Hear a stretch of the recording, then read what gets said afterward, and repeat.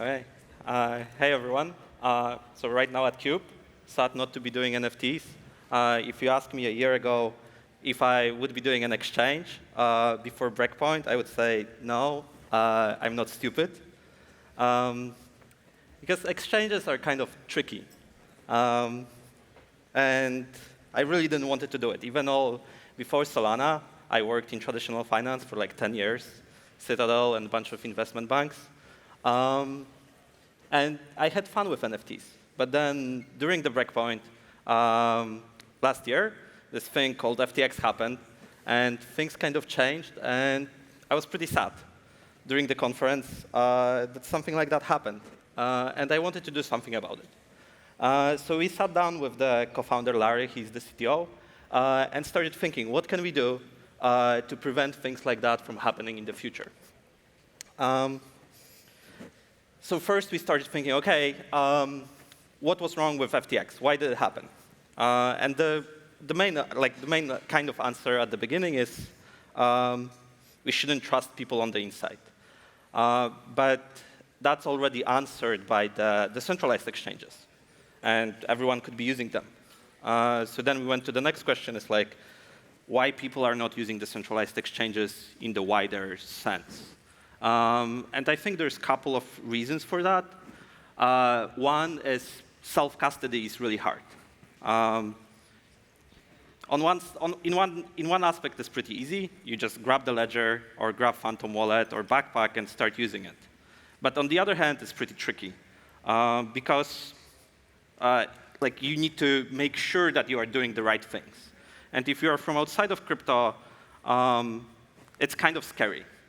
Where I think I have all my tokens on Ledger, and then kid at my house grabbed the Ledger. That's like real story, and actually threw it in the washing machine. And the next day I'm like, oh, what happened? The Ledger is in the washing machine. Doesn't work. Pretty sad. And that's like real story.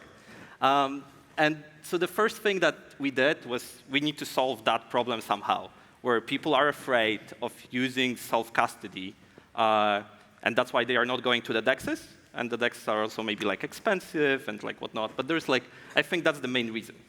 People like onboarding to centralized exchanges. I have the email, and I know I can call someone, and they can do something with things.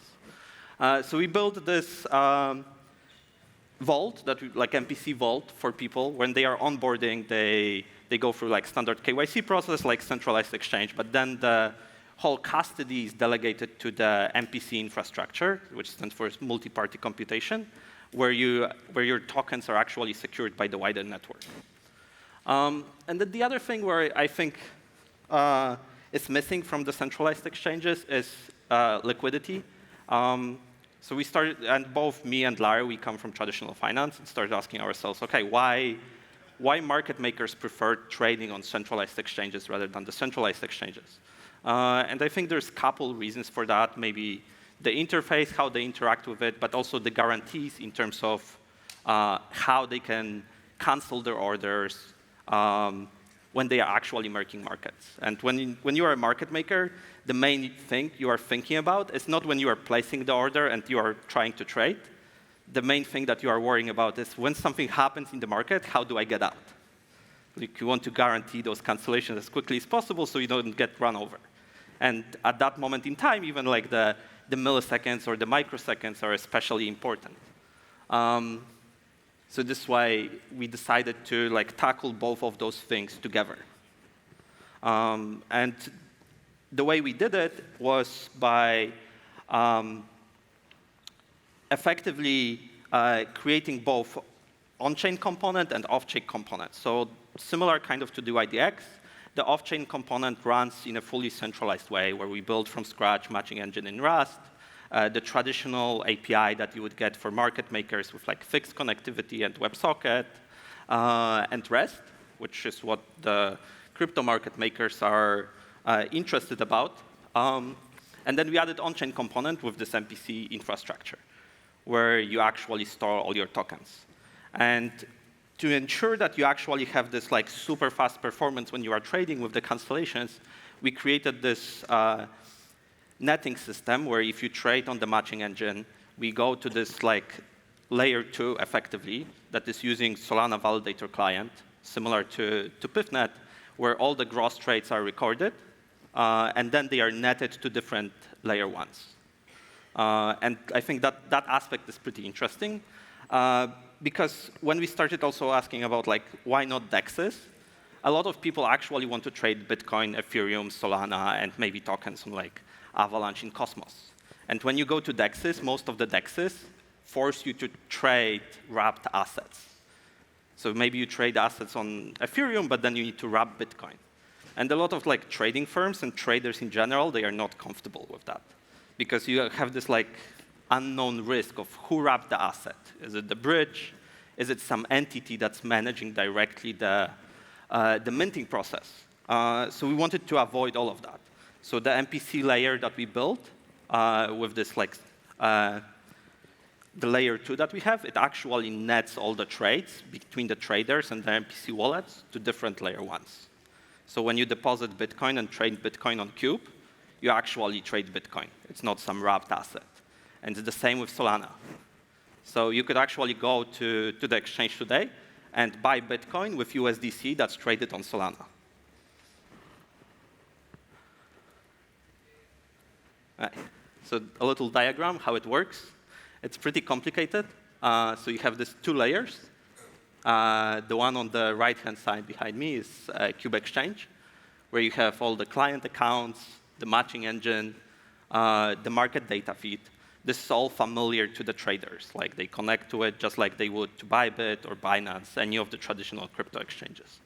And then on the other hand, you have the settlement layer, which I think like the settlement was really the problem with FTX, because once they were settling the trades, some of the assets would disappear into some other entity.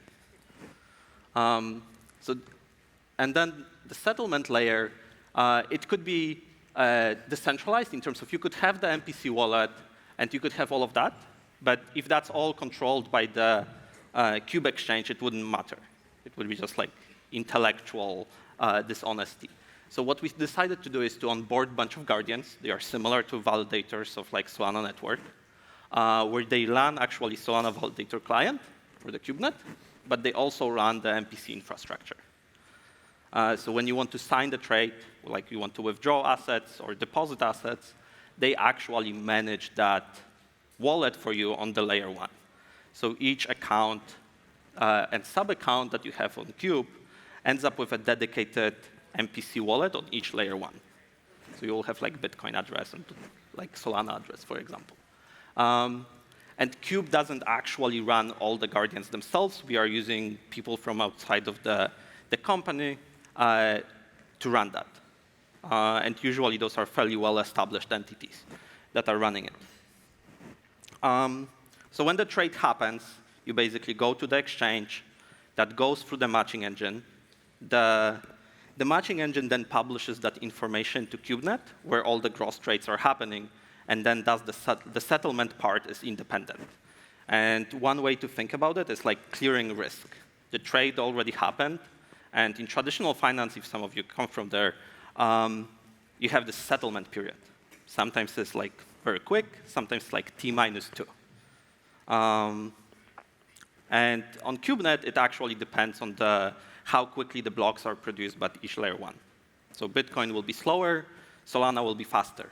So you could actually settle portion of the trade faster than the other. So if you are buying with USDC, the guardians will settle that really quickly on Solana, and then you'll like receive or lose control of the Bitcoin that you have on the other network. And we are integrating multiple blockchains directly, and everything for the MPC wallet was built from scratch. So in terms of the lesson learned, I would say it's harder than I expected. If you ask me, like when we started in like December, like really coding it, I thought we would be done with spot trading probably in like May, and we are finishing it like right now and onboarding users right now. So definitely a bit more complex than I thought. And I think for Spot, the long tail of assets is integrating individual blockchains. So for example, integrating Bitcoin was much harder than I expected. All right. So then why am I talking about this on Solana conference? So one, we are using Solana Validator Client. But two, we are allowing you to, one, buy with USDC, Bitcoin, ETH natively on using Solana technology. We integrated with this thing called Banksa, where you can actually take your credit card, buy USDC on Solana, and buy Bitcoin immediately with it, which I think is pretty unique. Because if you asked me a couple of months ago, how would you buy Bitcoin if you are on Solana without going through a bridge or a centralized exchange? There's really not a good answer to that. And I wanted to make sure that people that actually have money on Solana can do that.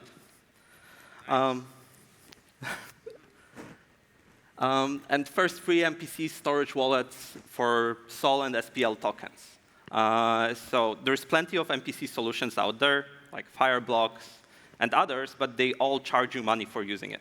And I didn't invent it. You can actually go read the papers, GG18, GG20, and I believe the MPC wallet, you shouldn't charge for it. Like, the cryptography should be free, and people that want to just use it to secure their assets, they shouldn't be paying for it.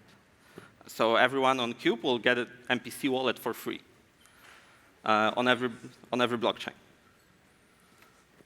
All right, and I can do a little demo of how it looks like.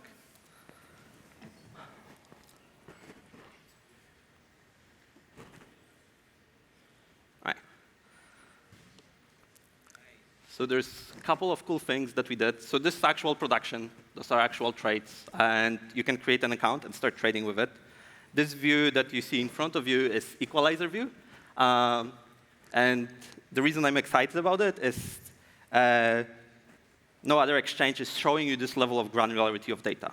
What we are showing you here as every price level is how your trades are lined up in the queue at that price level. So you can actually know if someone is trying to spoof you. If you have a bigger order in front of you and someone pulls it to try to trick you into executing, you can actually see it. Our bots will battle. Yes. And then something that some traditional traders from finance would know, the depth trader allows you to do one-click trading. So we added it here. Most of the crypto exchanges don't have it. And you can start placing orders right here. So this in production, each arrow represents the order that I placed. I think I'm running out of money. All right.